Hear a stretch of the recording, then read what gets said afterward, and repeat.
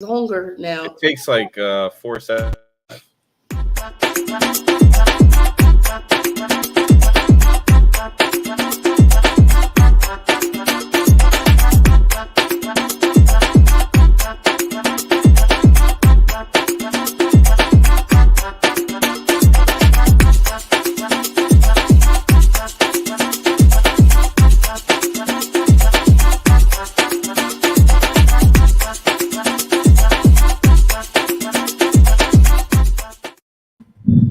Hey guys, welcome to the Aloy and Hour podcast. Please do not mind those technical difficulties at the beginning. Blame production because I'm going to fire him really soon. Say no. Boo. Oh my goodness, let me stop messing with this man before he go ahead and end my broadcast. So, oh my goodness, it feels so good to see you guys. I always feel like it's a party every time I see you guys' beautiful faces. So, Hannah, go ahead and take your time and introduce yourself because we have a co-host today, another co-host, a new face. Be Vaz. No, it's not Bvaz. You put up the names. Let's put the name blocks. Mr. Name blocks right here. Where the name blocks at? Where the name block. Let's get that thing going right Let's get this correct. Audacity. Oh, Audacity is back. So you know I'm coming with it. I'm bringing it all from the regions to up here, up in the throat, so y'all can hear me. And Vanessa. And Vanessa. I guess Vanessa. Oh my goodness. Vanessa, it is so good to see you. I love having you on because you're always a hoot. Oh my goodness. Always. Thank you. Miss Tolbert, go ahead and introduce yourself. You already did. I'm Miss Tolbert. Hey y'all, how you doing? That's all I gotta say for right now. Why she toned it down a little bit? Because I am, because I'm tired. I've been working all day. Okay. I mean, everybody know who. I mean, anybody that's in Youngstown know who I am, and around the world. So, well, probably not around the world just yet, but at least. Wait, no, you are known. You're known in Berlin because we have listeners in Berlin. Okay, so I am known around the world. Ow. That's interesting. We have listeners in Russia. In some other place that I cannot pronounce, but honey, you are international. Okay, I'll take that.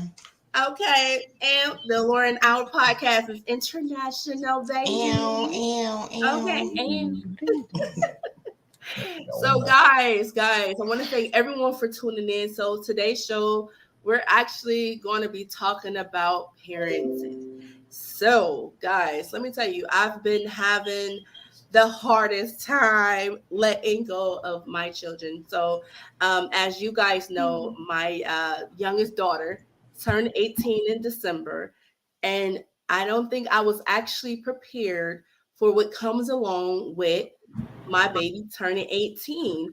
So that's why I wanted to do today's show and talk about how to prepare parents for their children becoming of age, becoming adults, and how to transition from being that helicopter mom or helicopter dad into let them kids learn, let them kids go. So today's episode is about letting go, and let's get to the hard-hitting question. So today's hard-hitting question is, should parents seek exit counseling when their children are becoming of age and turning 18 years old?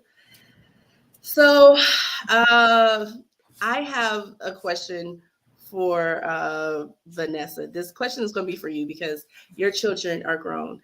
So how did you as a parent prepare to let your child go? I don't know if I was ever prepared for it. It just kind of felt like one day they were not little anymore. I don't know when that happened. I sort of blinked. I mean, my oldest is now 26. So it just, what happened? She got quiet. She was. So yeah, she's 26 now. My other daughter is 22. They're kind of been on their own for quite a while now, parents. So they have their little families and I mean, I still kind of, I guess, haven't let go fully. You don't really ever let go fully. You're there for them. You just have to kind of let them make their mistakes and just be there when you can be there. Okay, so let me go even deeper and ask you this. So when they did turn 18 and they started making decisions that you did not agree with, was it harder for you to step back and not jump in and try to, as we say, guide them, but they say nag? Was it harder for you to step back and not kind of coach them along and tell them what to do?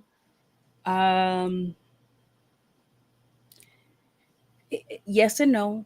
I mean, I let them do it because, they have to do it on their own with every little bit of anxiety that was in me not wanting them to do it. Mm-hmm. But knowing that the more you say, don't do that, don't do that, don't do that, they're going to run to that. So that's where you're like, no, okay. Because really they're grown, and you can just at that point talk to them and kind of share your experiences and let them know what you went through. But you can't sit there and say, like, I can talk about when I was younger and the things that happened to me to them. It's not the same kind of world. Mm-hmm. So their experiences, even though they're similar, are not the same. I like that perspective, what you said. That I like that, because we are from different times, and and even then we'll sit there and we always say, oh, you think you're not doing nothing new. I did it when I was young, Right. We say that, but at the same time, it's different for them. They have all the social media, and they have everything for them is out on display. Right. Whereas for us, when we did our, dirt or whatever, it wasn't. Nobody knew. It was behind closed doors. So it's different, and they're all about being out there and doing their little things. Yeah. But, when they hit, 18 and they grew, you just kind of have to let them, so that, because if you push, they're going to go away. And then when they do need you, they're not going to look for you. Oh. And that's what you don't want. You don't want to push them away so far that they're not there. And you could tell the differences, because each kid, even though they grew up in your household, they're all going to have their own experiences because they're seeing it through their own eyes. Mm-hmm. So you know your kids, and you know how to come to what kid in what way. You know that if you talk to one of your children in this manner, it's not going to work on the other one. So you have to come to them as the individual that they are. Yes, because they all have different personalities, and you definitely can't handle them all the same. I think being a mother of 7, I kind of learned that at the last minute. And the reason why I say at the last minute is because when I was learning it, my oldest, who is 22, I did not fully understand that with her. So I think I made a lot of mistakes with her. And I wish that I had the knowledge that I have now, because I may have handled things with my oldest daughter a little bit differently. And like you said, like things for these children are a little bit different. Even though we said we've done the same thing as them, and they're living it completely different. And I never really looked at it that way. So I love your point, Vanessa. Jazz, what would you say to this? Hey. I don't even know what to say to that, because I mean, Ivy's just only about to be 15 months, so it's like I haven't even attempted to think about her leaving yet. You mean she about to be 1? She said no, she is 1. She's 1. She is about to be 15 months. She's a month and almost 3, a year, 3 months. God damn it. Anyway. Seeing the fact that she's still so young, it's like I haven't even attempted to. No, I'm not even thinking 10 years ahead yet. So it's like she's trying to get through tonight. Literally, like fucking literally. So.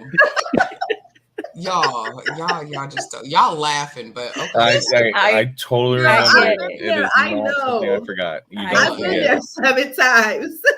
Because it's I just know. like, y'all seen how I was ready to knock her head off, so but we ain't gonna talk You about gotta leave little sister alone now. little Listen. sister better take her ass to sleep, and then we That- want. they all have their little things. It's never cookie And they cutter. start the person, like I said, the personality, and it starts that little. She already has her She own has her little thing. personality. Yes, Mhm, yes. mhm. It's so You gotta- beautiful though. You to gotta do watch that them whole at little that thing age. where you go like this, and she's like this on you, and then she'll go to sleep for a little bit. You put her down. She goes, "What?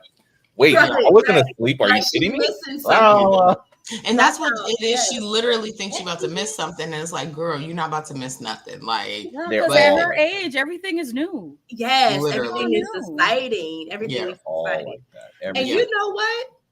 To Vanessa's point, you said everything to her is new. And mhm.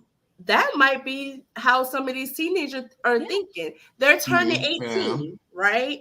So it's like a new experience. it is. type Even thing. though they've been here for 18 years, Mhm. now they're going to experience life from underneath their parents' thumbs. Yep. So Right, that is right, going to be right. so new and so exciting. And so they're going to be pulled into almost every different direction Mhm. now. So, oh my goodness. But let me tell you guys, I think someone should have told me that your children becoming grown was going to be the hardest part, because you always hear people say, I can't wait till my children turn 18. I can't wait till they get grown. No. I've been saying that currently. I'm telling you, I'd rather my children Water. be Ivy's age again. And the reason why is because I had a little bit more control over what they were doing, what they were Yeah, wearing. true. Yeah. And now it's just like my daughter, like she tried to leave out the house in these shorts. Right? No, ma'am. She gonna kick my ass. And I looked at her and I said, not with me, you're not. No, go ahead and go back upstairs and change. Go ahead. And then she looks at me and she's like, I'm grown. I'm grown. Oh. And I'm just like, Wrong. I told her, I said, listen, I'm gonna tell you like this. You can come, but don't get out the car. You're not wearing no shorts with me. If you're gonna wear something, I mean, they were way too inappropriate. And I was just like, listen, when you with your friends, wear what you want to wear. When you're not around me, wear what you want to wear. But if you're going to a function with me and you're going to be around people that I have to be around every day, I want you to dress appropriately because you're a reflection of me. And oh Lord, that child had a fit, honey. That child. See, my grandma would have told me that I didn't change. She brought me in this world. She was gonna take my ass back out of it, and I would have had to change. But see, that's the difference in, I guess you can say, like times like growing up with the kids now compared to back then. Because like I say, you already know if you was wearing something inappropriate and you tried to walk past your mama, she gonna make you go right back upstairs and change into something else. Right. You know, it's like nowadays, it's like how you say with your daughter, you know, it's rebuttal for saying something about what you're wearing, you know. Everything. So it's like, but I mean, right. I get it. Like, I get it. Yeah. What if you're looking at your potential employer and you wearing some shorts that got your ass cheeks hanging out? You know what I'm saying? Like, and they could remember that, and then you try to go in and they're like, "Oh, I remember you as the girl such and such." You know, not judging her or nothing. So. But this is how the girls at her job dressed too. Like they wear very short things. Like so, like now down here, employment means half dressed. There's no real dress code anymore. And the only thing you have to. Yes, the only thing you have to wear is the shirt. Bits and pieces, and that's it. No, she said Hooters. That's the dress code. Pretty much. In every other restaurant, they're adapting the Hooters. She works at Hooters? No, she works at. I was say, oh girl, that's why she wearing them short ass shorts. Okay, that's the dress code at Hooters. Not anymore. I mean, yeah. What are you talking about? Not anymore. Right. I need to go to Hooters then to see this. That's not anymore. I'm gonna have to go to Hooters then. I need to do this for science. Punch him in his mouth, Vanessa. Just punch him in his Go ahead. Just stick a spin in that head real quick. Give him a buff. Give him a buff. So my next question would have to be, I'm sorry. So how can parents help guide their misguided children? So a lot of times I find that people have like good parents, 2 household parents, they have the one child or sometimes even 2 children who are of age and they just don't want to get on the right path. And that parent's constantly fighting with them to change their life, to do right. How do we as adults and parents try to guide our misguided children without making them feel like, or we don't understand, or we're trying to control them? Vanessa, I would love your view on that, and then Jazz, give me. The freeze though. I got. Oh, B-Bass. I'm sorry. You want to go, B-Bass? Go ahead. No, you froze. You froze. You froze, and how you froze. It's and like the I way wish you froze, me cracking the fucking you like.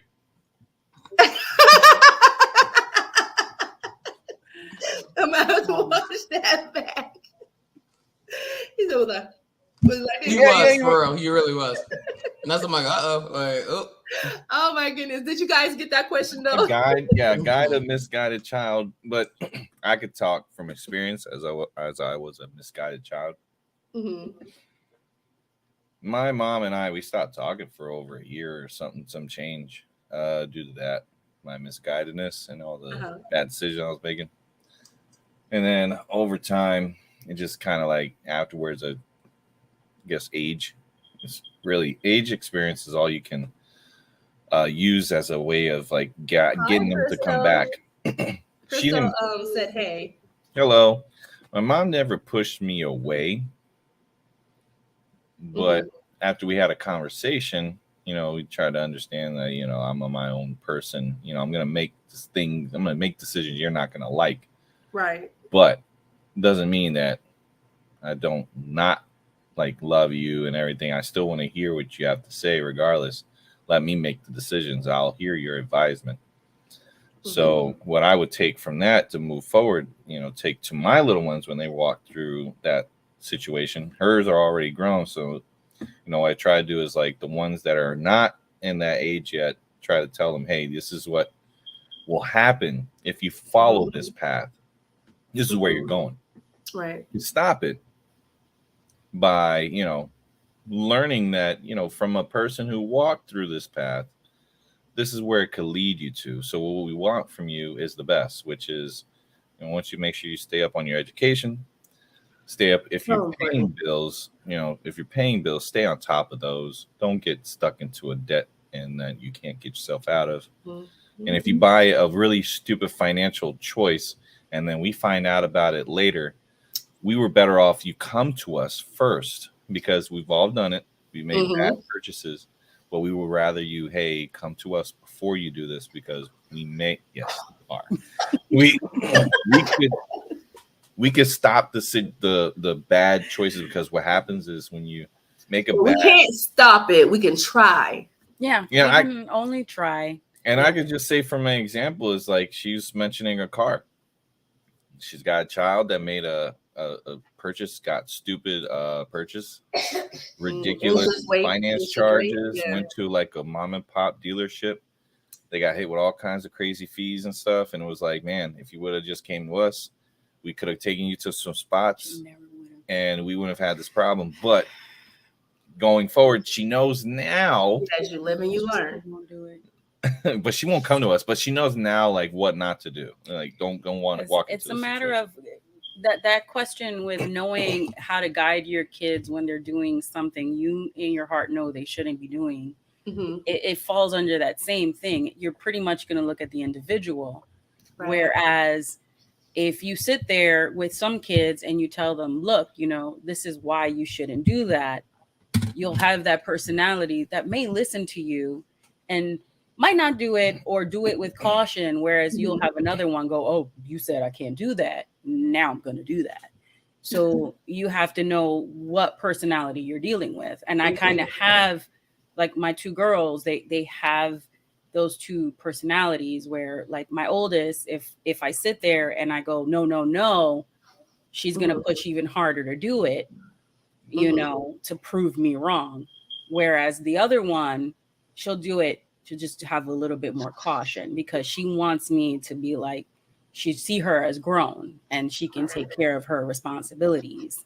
Because that one, I always tell her, I'm like, you don't have to follow right behind me. You don't have to do the exact same things that I did as at your age. I want you to follow, and I can guide her and say, because I did this at your age. You know, we both had a child at a very young age. You know, I was very young when I had my oldest, and I left home, and I thought I was doing the right thing because I didn't want to be that burden on my parents. I didn't want to put them or see my mom's face, because she wasn't mad at me when I got pregnant.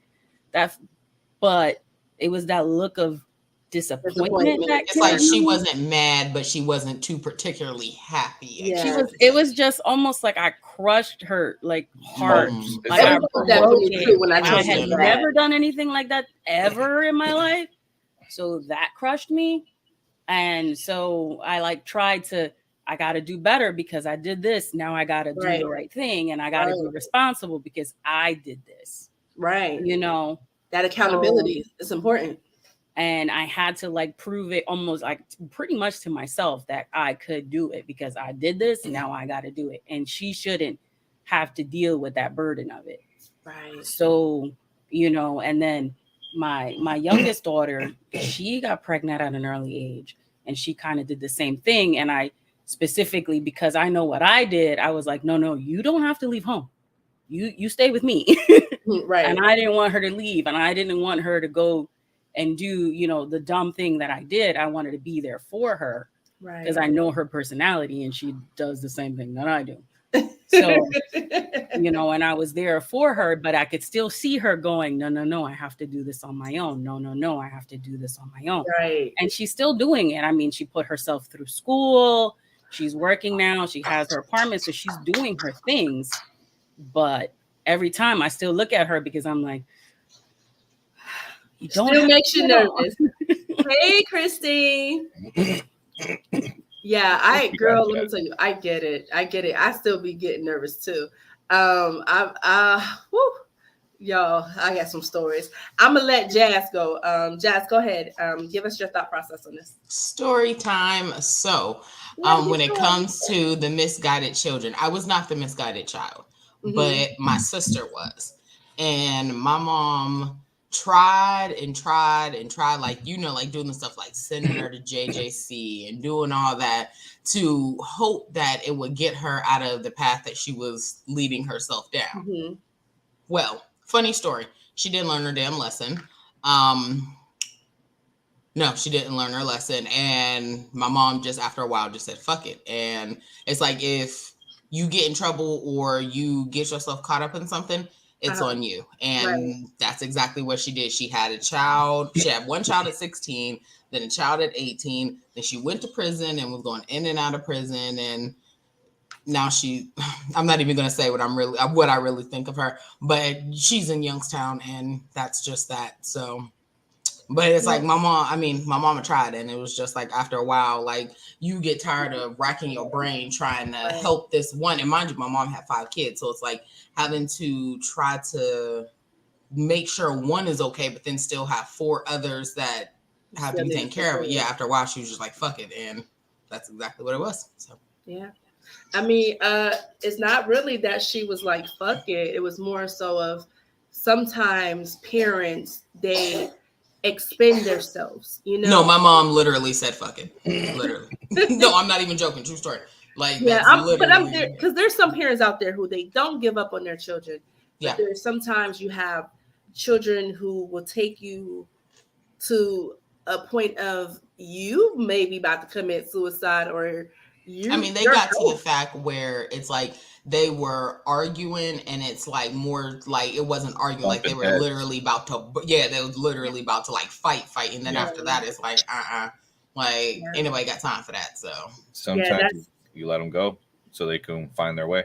She still didn't find her way. She's still stuck in a bag somewhere. But anyway. So Christine said, dead serious, you do say fuck it sometimes.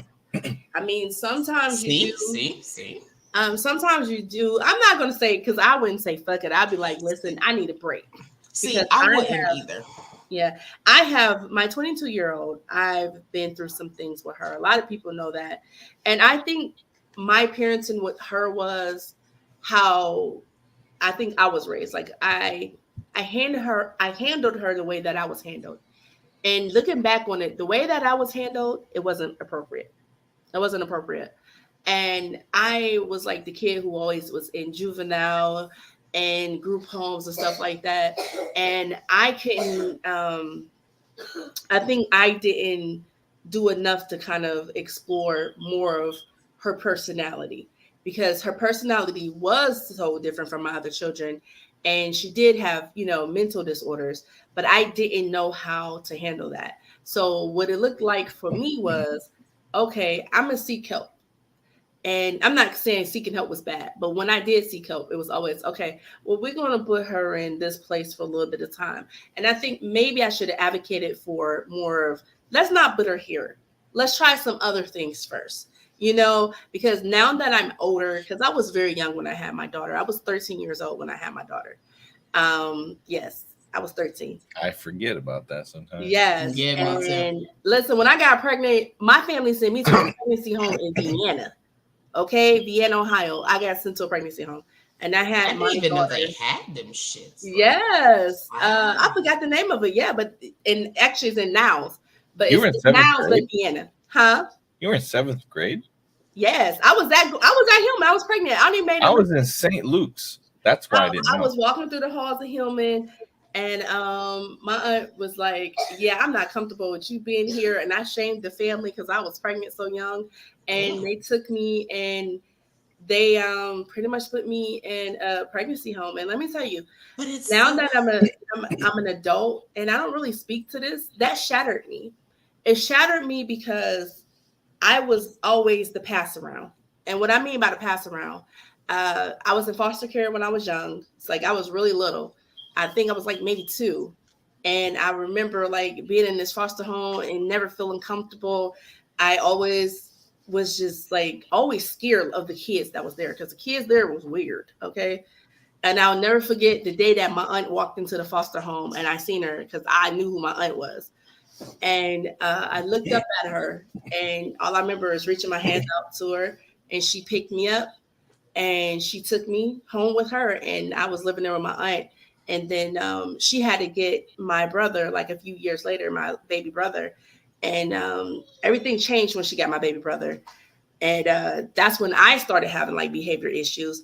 And I never knew, and I don't think that she knew, it was the fact that when he came, everything changed. Everything changed to the point of they ignored me. And I was going through things. Like I was going through things at a young age, because I was like in kindergarten. I remember being in kindergarten and my aunt and uncle taking me to school, and the kids would be like, "Where's your mom and dad?" And I'd be looking like, "Y'all know y'all mom and dad?" Like that's the type of thing it was, because it was strange for me. And so my aunt and uncle, I guess they did testing, and it was ADHD was the thing back in the day that they would have you tested for. So they tested me for that. I did not have ADHD, right? But I did have bipolar disorder. We didn't find out that I had bipolar disorder until years down the line. And my aunt and uncle, I guess they just had enough of me because I was a lot, but no one took me to the right places. And I felt like that's where I felt my daughter at. I should have took her more places and found better help and better care for her, my oldest daughter. And even though we have a great relationship, I just feel like I wish that I could have guided her a little bit better than I was guided, because I took the steps that was done for me, because I thought this was what I was supposed to do. And I was just a mom just guessing. Go ahead, Jess. So I got a question for you, girlfriend. So now, you said you were with your aunt and uncle, and it felt like it got too much for them.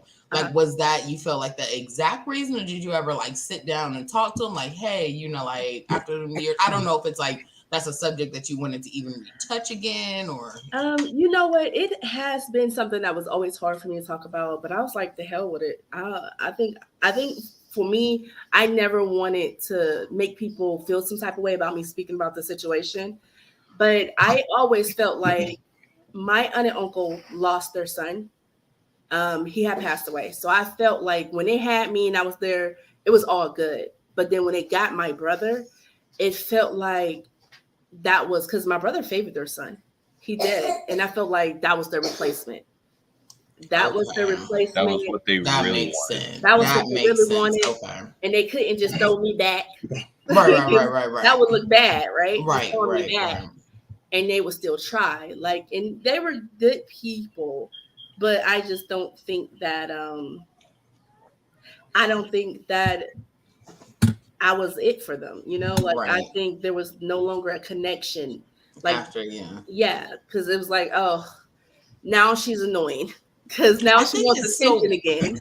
I You think it's so know, crazy that they said that you're a disgrace to your family because you were pregnant so young. It's like you got to think about it. Back like in the like older days, like I didn't heard my grandma telling me like how my grandpa's brothers, baby mamas were under 18. You know what I'm saying? Like we got pregnant.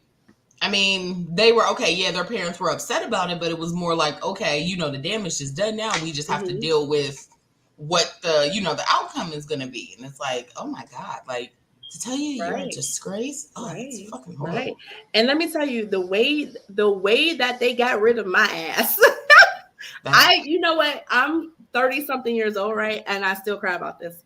And I still have nightmares about it. So the way they got rid of me was literally my grandmother and my aunt came and picked me up. They was like, let's go to the house and let's get you some stuff. And I remember my aunt telling me, oh, you can't take those new shoes. You can take your old shoes. And I was looking like, oh, I must be about to go to camp. This is what I'm thinking. And then they put me in the car and we go to the north side on Broadway. And they take me to this home. And I'm walking the door with them like, oh, what is this? Like a church functioning? Like this is my dumb ass over there. Like I'm like really guessing. I don't know what the hell a group home was. But you can't call yourself dumb because you didn't know no better. You know, like, and I walked through the doors and these people greeted me. And my aunt and my grandmother basically told me like, bye. Wow. All life. Like that's what they said to me. And it wasn't no, I love you. It wasn't no. That first night in that home was the hardest for me. You gonna cry, baby? Go in your makeup. Stop. I'm sorry that happened to you. Oh. I'm sorry I even asked. I'm sorry. I'm sorry. I'm sorry that happened to you because you were young. Their job was to take care of you, not to make you feel like that. Yeah, that's horrible. That is horrible. And 13 is not grown. 13, you're a little kid. Oh, 13. No, I wasn't 13 at that time. This was before. This was before that. I was like, this was when you were a baby. I was like 11, girl. I was like 11, and baby. The only way I made it through that process was because of a girl named Ashley Pierce. I'm shouting them out because I love these ladies so much. Tasha Buxton and a few other girls. And lo and behold, I get in this group home and I found out that I had a brother out there that I never knew of. And I met my brother Jason because of me going through that process. And like it was so crazy. Like I was like in the room by myself crying. And then the girl, like she came in the room and she's like, baby, don't cry. We see girls come in and out of here all the time like this. And then like she asked me my name and I told her my name. And she's like, you know, we cousins. And I'm like, what? She's like, yeah. And then she ran down my mom's side of the family names. And somehow they got word to my mother that I was in a group home. And I was running away from the group home, girl. Like I was running away. And then my mother's sister ended up getting custody of me. Yes. Like that was crazy. You know, you just said a really horrible thing that happened to you, but you also said a positive thing. Right. Yeah. You found out a lot more positives with you going into that place than you know, being dropped off with them two people, them a-holes that didn't even show you any love. You know, it's horrible. I could never do Abby like that. But look at that. You know, them two individuals that did that to you gave you more than you could have ever asked for. Mm-hmm. Right. You got way more out of that. Yeah. Those girls saved my life because they just didn't know. Like when that night, like I felt like my world was over and I was ready to end it all. But when they came into that room and they hugged me and they gave me love, like let me tell you something. Walking into that group home, people be shocked. I never knew what weave was. Okay. I'm talking about hair weave. I never knew what a relaxer was. I was so oblivious to things. Like I went into this whole different world, and that's why I'm so versatile now. Because if I didn't go through it, and it hurt me to go through that, but if I didn't go through it, I wouldn't be the me I am today. Yep. And I knew that situation did not break me, and so I'm here. I'm on top, and I tell my children this story all the time, and I always tell my kids, like, no matter if you feel like I'm judgy, they think I'm judgy, just know that I love you. And these are things that I would never do to you. I am hard on you, and I will be strict on you, and I'm going to always try to hold your hand, because I never want you guys to walk this earth and feel alone. I can't fix everything all the time. I will let them fall and learn their lessons sometimes, but they're truly not alone, because they have to experience this life. Now that they're grown, they have to experience this life and learn the lessons from it. But mom's still here for now, Go ahead, B. Yeah. So if you want to take this as like a thing for you, moving forward, transitioning, Mm-hmm. the relationship of the parent and child, it changes that day they turn 18. Now, if they still live in your home, it's kind of hard to do that transition. And it's definitely something to think about as far as them being a child, but to have that conversation with them, like, look, our dynamic's going to change. It's not going to be mother-daughter, mother-son, parent-child. It's going to be adult to an adult. Whereas, like, you're now like a roommate if you're going to stay in this household. So there's going to be some things that are expected of you. Right. And if you aren't willing to, provide those expectations or meet them, there's that door, there's the military. And, this is, I know a guy who served the military, and he's now, handling his stuff. He's in school and all that stuff. And, Mm-hmm. And you go, it's Brandon. And then, you could tell them, hey, if you don't like how things are ran here, you're really not going to like the military, but you get more out of it. Like, okay, find a job, and then, find some way of right school. I'm sorry. I promise I didn't mean to make you cry. You never stop from one day. Yeah, it's somehow it's real hard to let go, but it's also easy to just become a mentor. You go like, hey, kids, I'm not going to tell you how to live your life, but I've walked this path. Come ask me some questions. Right. You got to be able to break that wall, because sometimes kids are embarrassed to ask. That's true. They really are, and they won't want to have to put themselves out there, because they're going to feel like they look silly, because you're going to be like laughing or something. Try to hold in those feelings of like, you loser. Or they don't want to I told you so moment. Those two. So those are I told you so's, just all you gotta say is, hey, no judgment here. I'm not gonna come at y'all, but this is something that you guys can really benefit from if you want to go. You have Austin wanting to join the military too, because that's what he's been looking into. Now I have two sons wanting to go into the military. You know what? They're gonna get so much out of it, especially Austin. I am thankful for you though, because I was trying to tell that boy about the military, and he's like, "Mom, nobody want to go to the military." And all day, like watching you and how you handle yourself and seeing all your certifications, and he's like he has mad respect for you, B. And I was like, okay, all right, I'm feeling this. I do. Yes. I gotta go back down there because it's warm over there now, so I gotta go in the pool. Yeah, it's the weather has been sucking the last couple of days. Oh man, it was hot over here. We had 90 like 3 days ago. It was stupid hot. Wow. Yeah, the weather. It's been raining. It's been raining here too. Yeah, it's supposed to rain all week. Supposed to. Yeah, because we're Georgia and North Carolina pretty much always pretty close. We had cloudy today and it was cold, but I mean that was changed from 3 days ago. It was nice though. It was a nice day. It was like low humidity. What's the next hard-hitting question, y'all? Yeah, because I don't want to cry no more. I don't want to cry no more. I had to light my cigarette. No more drama. No more. Listen to Mary J. That just stressed my life out. Okay, so the next question is going to be, how do you know if you are fully prepared or you have fully prepared your child or your children for this journey called life? So Go ahead, Jazz. So, let's talk about Ivy.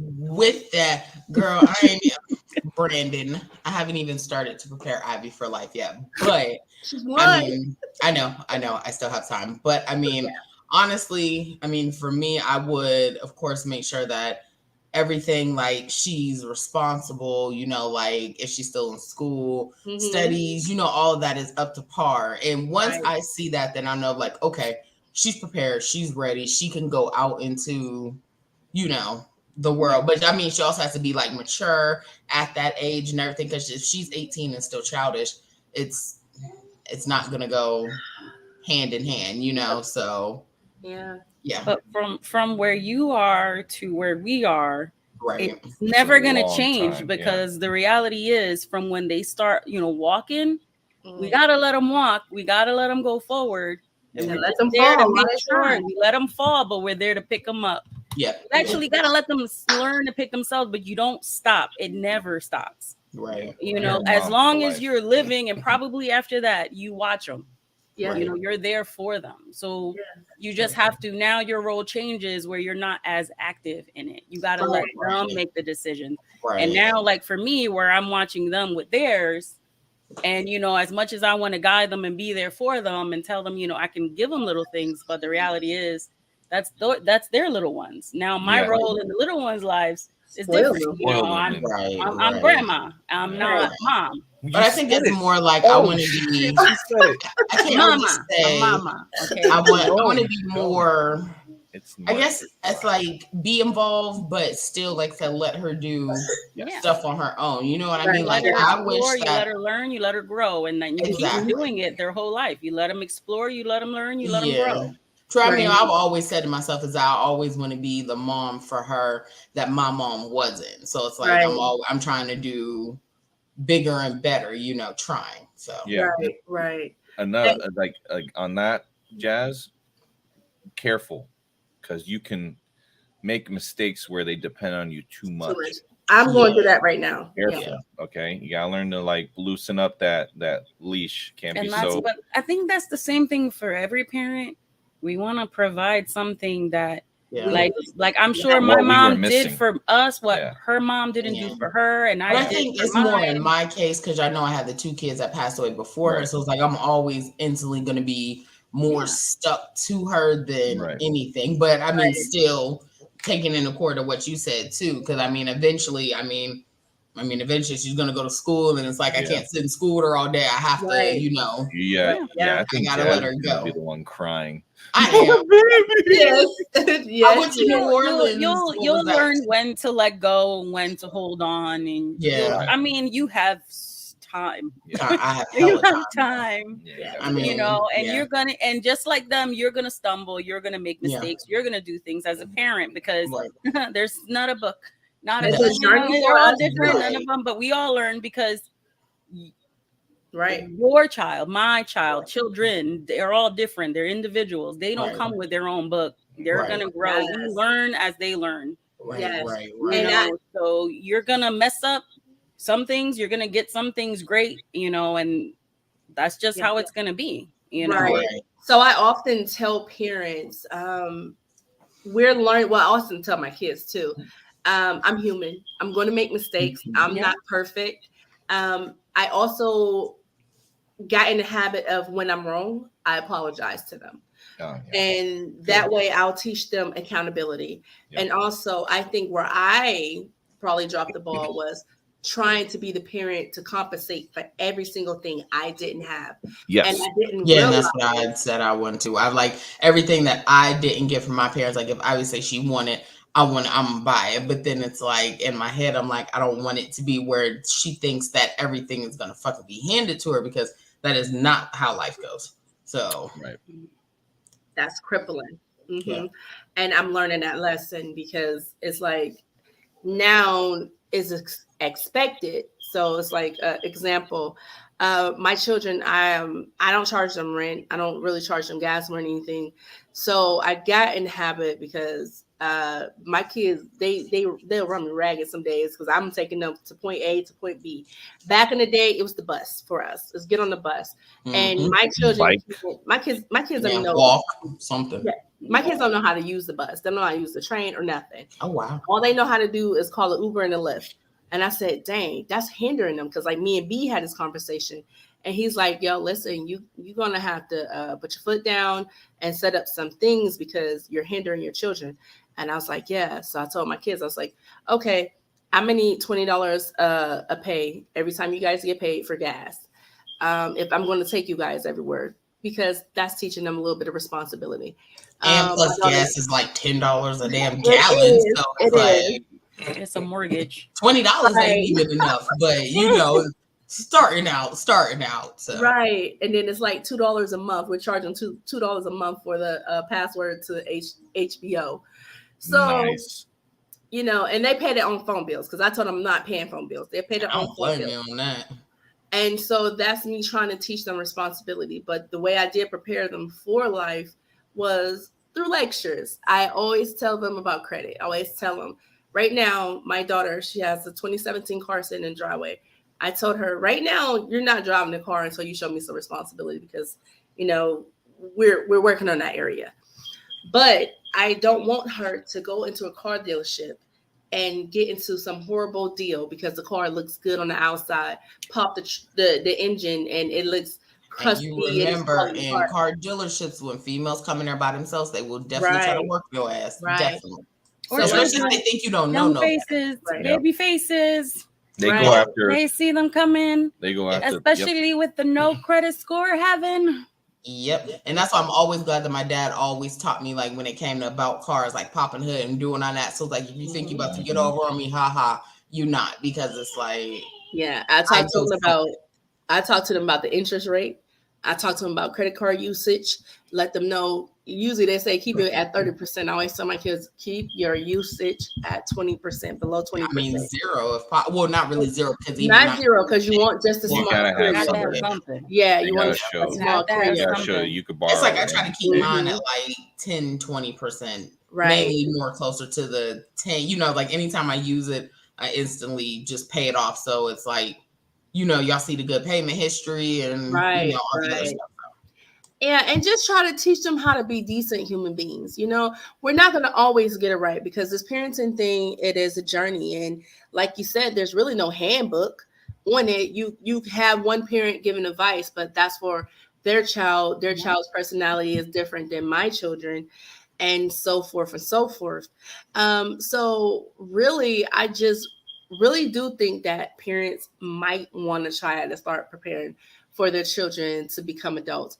And I would say at the age of 16, I know people think 15 actually, because 16, when they hit 16, they're like, I'm halfway there. I'm almost there. So 15, like start preparing yourself to move back a little bit and give that child a little bit more leeway and to start making mistakes and to start learning life lessons. So at 15, I would actually, now that I'm looking back at it, I would start charging children at 15 for little small things. Like, okay, you want the Wi-Fi? Okay, that's $5 a month for the Wi-Fi. Just to teach them that they're going to have bills. They want to be consistent with their bills because you don't want them to grow up and just always be wasting money. Because right now, my kids seem to think money grows on trees. Yeah, you show them that. Only one of my backyard shaking. Let me correct that. Only one of my children. Only one of my children. I don't show them that. But listen, but I have to tell them this though. Like because I go out, I shop like a lot and I spend a lot. But I tell people I am the coupon queen. I'm the budget queen. Like it may look like, but I make sure that these bills are paid. Like I tell Brandon, like I'll make sure all my bills are paid up so that I can splurge a little bit and do the things that I want to do. So when next month comes, I'm not behind or anything, and I'm not worried about disconnection or anything like that. And I also taught my children about investments. So all my children have bank accounts. They have their savings accounts. They have their checking account. And I tell my sons and my daughters, like I think it's a state employees credit union. They have like a CD account. You put $250 in there and you'll let that money sit in there for 60 months. I tell my son, like every other month, give me $250. Let's go to the bank and let's set this up. Let that money grow for you because all you're going to do is waste that money on fast food. fast food in your belly. It's not gonna benefit you. It's gonna And trust benefit me, you. if he goes to a credit union and do that, he gonna get like a really, really good rate. Right. And then I told him, like, the reason why I got them set up at the credit union and study my other bank is so that they'll have this relationship with the bank, the credit union. And by the time my son reaches a certain age, his credit is where it needs to be. And I tell my kids, you can go through programs like NACA and buy your first house, have that house paid off at 30. Now that's an investment property. Mhm. And then take you and buy you another home. These are things I wasn't taught as a youngin', but now that I'm older, I know these things. So these are the lessons that I'm giving to my children. Yep. Or you could be like me, like my grandma did all of that. Everything that like I didn't like when it comes to like learning the credit and opening bank accounts, everything has been through my grandma, and I am beyond thankful for that. My fuck up was that she was telling me this, and I'm like, all right, grandma, I hear you, and I'm halfway listening, and then now being almost 34 years old, the shit done bit me in the ass, because it's like I should have listened, because I could have been doing everything that my grandma said, but it was just like when I was at that age, it's like I heard you, but I didn't hear you. Right. Yeah. Mm-hmm. And then now I'm like, damn, I really should. But it's never too late though. So you start bringing you some money in some investment accounts. Go to, like I said, the government bonds. Bonds. Yeah. That's what I'm investing in. Whoa. Oh Lord. I'm not gonna say this right now. We can say this offline, but I wouldn't trust the government right now. Here you go. Well, it's the safest place right now for our money because the stock market. It is. The stock market. I've been to a couple of financial advisors, and that's where they told me to kind of invest my money. Because and even with my job, it's less of a risk. Right. Less of a risk. Right. And even with my job, seeing if I work for a credit union, they are saying the exact every email that we get when they say it's like anything in regards to anybody who invested money. Yeah. My lawyer told me that last week. My lawyer actually told me that last week. You should look at your producer and go take a look at him because he's thinking he's about to roll that thing. Sheesh. Excuse us, admin. You have to do a whole financial stream. God damn. Yeah. Just on finances. Yes, sir, admin. I'm sorry. Yes, sir. But I mean, even with her saying that, so like teaching the kids that you're teaching them that and they're learning and growing. And I know you're scared of them kind of going off on their own, but you're preparing them well enough. Yeah. But see, that should be something you just have to loosen the hand and kind of let them walk a little. I'm sorry. I'm trying to pry things open. And when it comes to financial stuff, I feel like that's something that they should teach in schools because that's shit that they don't teach. That would actually help children. So why would they? True. Okay. True. You got a point there. You got Sorry. All right. We got one final question before we finish.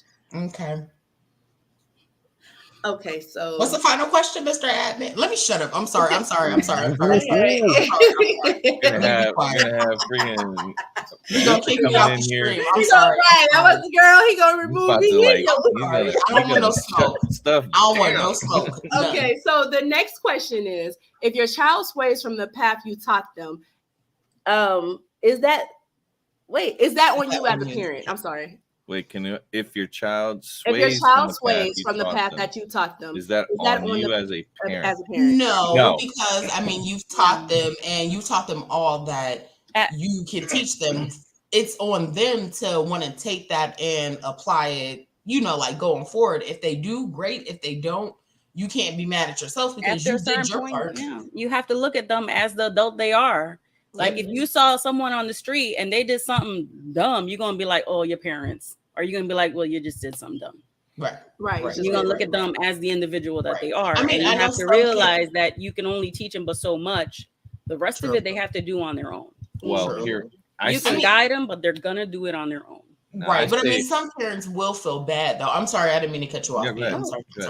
No, I'm saying like some parents will feel bad though, like if their child sways off of that path that they can feel bad, and you always will. It's going to hurt your heart in certain ways. It's always going to hurt your heart. Yeah, but that doesn't mean that it was your fault. It doesn't mean that you did it, and you're always going to wish that you did something different, or what could you have done differently, or, you know, different things here and there. You're always going to think those things.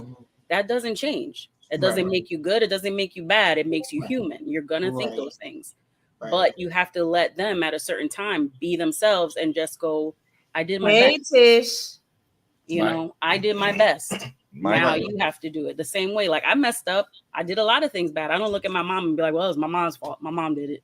Right. You know, my dad's fault. My dad did it. Because it's not like your mom put a gun in your head and say, hey, you better go like, do this I shit. made those decisions. I did. My parents taught me right from wrong. And the things that I did because I wanted to do them. Not because my parents It's like you knew better, but you like, let me just get aroused out of somebody and do this shit. You know? That's why, I could never blame my mom, even though my situation for what it was. Like, I would never place blame on my mom. I would never place blame on my aunts and them.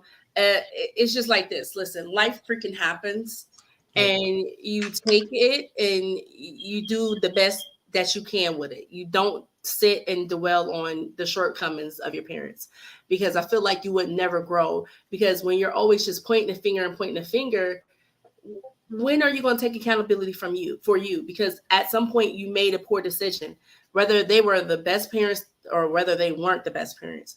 You know, I always try to teach my children accountability, because like I tell them all the time, I'm flawed.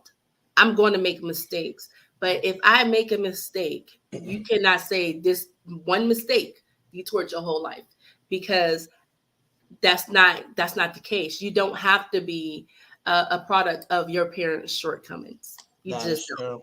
But it's like, I mean, you said with that accountability, that's my grandma always said, you know, it's like you have to be accountable for you, because at the end of the day, only you is accountable for whatever the hell it was that you did, you know. And it's like, that's always stuck with me, because it's like I can't go blaming the world for this that happened and this that happened and this that happened and blaming these family members and these friends and all that, you know, because at the end of the day, the accountability is me. So I'm sorry, Jazz, but I had to do it. Only you can prevent forest fires. Damn. So with that questionnaire, who came up with that question? Was that you? I did. That was me. No, I'm just playing. It really wasn't me. Let me shut up. I wrote out. Y'all know. Come on, y'all know me. You wrote the question. You didn't brainstorm it with anyone else. You did. No, it was just you. Okay, so this is why I was asking if it was the producer, or you know, if it was anybody else that gave you the idea. Producer was at work. Okay, so the thing. Okay, so bounce it off of you. Mm-hmm. Now, is this for when they're an adult, or is this for when they're also a child? Because there's a 2-part answer to that. I say no if we're talking about grown-ups, but I gotta say yes if we're talking about kids.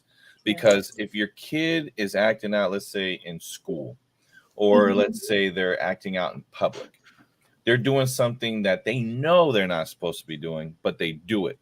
It does reflect negatively on you as a parent, because you cannot control your child. I thought we were talking about adults. Yeah, that's the thing. That's a 2-part. That's why I'm sitting here. Why y'all guys is like, I get what you're saying, and it says child because it doesn't matter their age; they're your child. But she's addressing what to do with them as they grow into adulthood, not children. No, it says is that on you. It doesn't say if you're child as an adult. Well, my god. Well, my children. Hit him, Vanessa. Just 40 years old.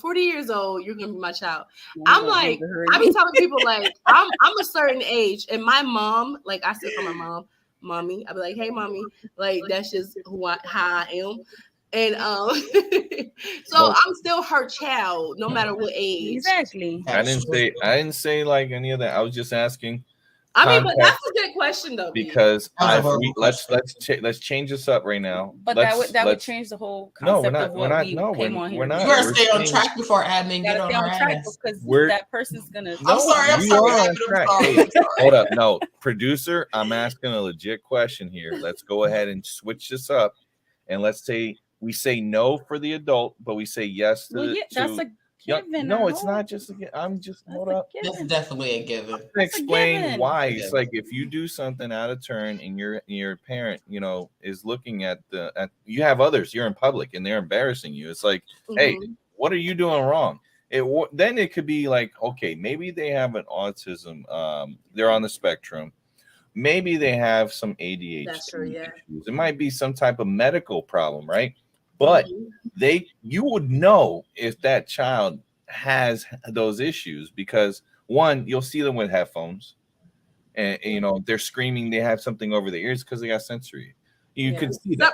Well, if they run around, they got a helmet on, or they got a leash on. You know, they got a leash because you know those kids are gonna run away. Oh, wait a minute, I'm about to buy Ivy a leash. So what you trying to say? People question other people without knowing their situation. I'm definitely buying Ivy a leash. They're like my son, he's special needs. He's 14 now, but when he was little, he was a runner. So when we would go to like the airport, I would take him every year to Florida. No. I never had him on a leash. But he definitely was a runner. But I always had him in a stroller because I refuse to be that parent chasing my kid. I'm like, no. So if I see somebody with a kid on a leash and a dog in a stroller, I'm not going to question what their reasoning is. The dog's probably old and that baby's probably a runner. I would have a kid on a leash just to be like, boom. So if y'all ever see me in public with a leash on, so like if I ever see you with a baby on a leash, I'm gonna go, oh, that baby's a runner, and that's it. You don't want to lose your baby. That's not bad parenting. No, the bad thing about it is that if Ivy starts running, she's gonna be running because I'm not chasing her. I'm not doing it. I think down here I've seen too often parents being more gentle with the dog on the leash. And then the kid, like what I'm seeing is over here. And the kid, that's because the dog ain't trying to run. Exactly. For me, I'm not gonna judge them. For me, the leash isn't a thing. I thought about it though, because my son is a runner too. But then I said, you know what? He doesn't listen to you because you have a soft voice. So I started, get your butt back here, boy. Like I get stern. And so I do that with Ivy. My son, I could call his name, I could scream his name. I would. It doesn't matter. What? But yeah, because he has autism, so it's a little different. So it's like if I see somebody, you know, with their kid, and I see that their kid is, I'm not gonna assume that kid is just misbehaving or being bad. Yeah, I'm not gonna assume it. And a lot of people do, and they're like, "Oh, that's bad parenting." Like my son would throw a fit in the middle of the store and throw himself on the ground. He would cry for 4 hours, Not 4 hours straight without stopping. So much so that his face would turn purple. I understand that. I had to tell. And it's not a fun time. Like it takes a lot of patience. But people look at you like, oh, you're such a bad parent. And I'm like, you don't know the situation that I'm going through. They can only see what's on the outside, not what's actually happening. So when you if I see somebody with their kid, I'm understanding. You know, I look at them and I'm there for you as a parent. I'm like, you know what? I get when you're having a hard time. So as parents, instead of judging and looking at a parent as a bad parent, how about look at them as a human being that might need a little bit of assistance or understanding? Just a little bit. So Vanessa, yes. See, and this is why we like having you on, girl. Yes, yes. And you know, Vanessa, to speak to the fact that you just said, I had an experience like that too. I was in Kohl's, me and the producer. We were in Kohl's, and for those who don't know, my 5-year-old has autism also. And he was kind of having a meltdown because he wanted something that was someone else's. And I said, no. So we're going to take him to the front of the store and get him his own drink. And he's like having a fit. And like when he has a fit, he is so strong. It's so hard to kind of handle him by myself. Yeah. So I was trying to pick him up. And this lady walks by. You guys already know. She walks by and she's like, oh, he's bad. And I turned. And I said, he is not bad. He has autism. There ain't nothing wrong with him. Then she's just, when she realized that I said he has autism and other people looking at her like, ooh, trifling. Yes. And then she says, oh, no. I said somebody needs a nap. That's not what you said. I should smack the taste out your motherfucking mouth. But you know what? I had to check myself because it's just like you said, people don't know what people be going through with their kids. Right. And sometimes people get in that space that they want to judge and you don't know what's going on. And I had to check myself. I said, girl, don't go to jail. Don't drag her. I'm so proud of you because I would have dragged her from end to motherfucking end. Listen, producer. Now who bad? Supposed to like go ahead and get her. And I was like, yes. Oh, that's not the right way to do that. And you know what, Eric the man that was once when you're dealing with a kid screaming, the man that was with her looked at her some type of way because of how she was. When it comes to Carter, producer don't play. He loses marbles over that one. As he should. Yeah. The other ones, they pretty much know how to handle themselves, but that one, where it's like don't play with that one because R.I.P. R.I.P. Go ahead, Vanessa. Remember my thought anymore. Yeah, you can't say it. But she was in the middle of a story. I know, and it's okay. No, it's fine. Y'all. So like I get the feeling, and yeah, you get rural protective, and you're a mama bear. You're gonna protect the baby, and that's and they don't know the situations. And I've had those moments, so I know. And like the little rage in me just kind of goes off because you talking and you don't know. So like they don't know the sleepless nights. They don't know the constant repeating. They don't know, them, the not understanding when you're saying little things to them, or if your face looks a certain way, they think you're upset, and they don't understand these things. Yeah. And I see, like, I'm to the point where now, because I've gone through this, I can understand it in a certain way. Right. And like where I work, we'll get parents that'll have their kids come in and the kids are upset, and I see the parents struggling with them, and I don't give them a hard time. I'll go over, I'll talk to the kid. And if I see that the kid is kind of hiding behind the parent, I'll just look at them and I'm like, yep, good job. You don't know me. Right. You should be hiding from me. And I don't like, like you're so shy. No, none of that. I'm like, nope, good job. Right. You don't know me. You don't know who I am. You should be hiding from me. You're doing good. Right. And I don't sit there and I don't say look at the parent like, why are they so shy? Oh, no, because I don't know their situation. But I'm going to look at that kid and go, yep, you don't know me. You shouldn't be talking to me. Yes, that's where I am too now, especially I think me and B seen that when we were out, a young kid, he had his headphones on. And the mom was struggling to calm him down. And I just looked and I said, okay, he's, I think he said sensory problems. I said, he's having he was overwhelmed. And someone else not being aware of autism or any other type of disability that affects children, they would have been judgy. They would have looked at that baby and been like, oh, he's just bad.